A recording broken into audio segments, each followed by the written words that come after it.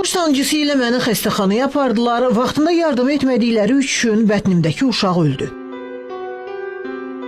Bunu Xəzər Xəbərə paytaxt sakini Aytac Vahabova deyib. Qadın iddia edir ki, ötən ilin oktyabr ayında gecə saatlarında erkən doğuş ağrıları ilə təcili yardım avtomobili ilə yeni klinikaya gətirilib. Aytac Vahabova deyir ki, orada onu həkim mama ginekoloq işləyən Sevinç Məmmədova qəbul edib. Gecə növbəsində mama ginekoloq cərrah Sevinç Məmmədova idi.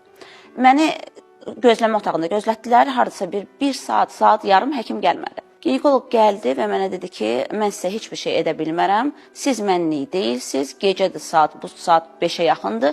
Mənim artıq getməliyim. Bunların hamısını mən çəkilişində eləmişəm. Hamısını təqdim eləyəcəm.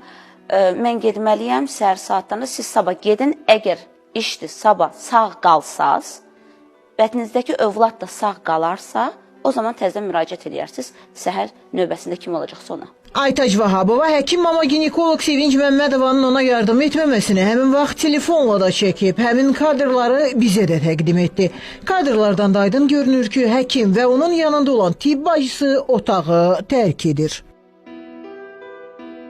Çarəsiz qalan qadın səhərin açılmasını gözləyir. Daha sonra o özəl klinikalardan birinə müraciət etsə də gec olur. Aytac Vahabovanın bətnindəki uşaq tələf olub.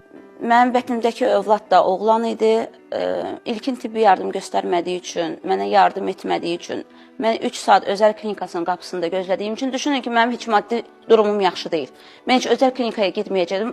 Elə yeni klinikasının qapısında mən də can verəcəkdim. Çünki mənim də canım üçün, mənim də həyatım üçün ciddi xəta gözlənildi, ciddi zərər gəlmişdi. Mən getdim özəl klinikaya, orada 3 gün, əməliyyatdan sonra 3 gün reanimasiyada yatdım. Öz oğul övladımı itirdim. Bu hadisə ilə bağlı yeni klinikaya müraciət etdi. Klinikadan bildirdilər ki, ünvanladığımız sorğu barəsində araşdırma aparılıb, yaxın günlərdə rəsmi cavab veriləcək.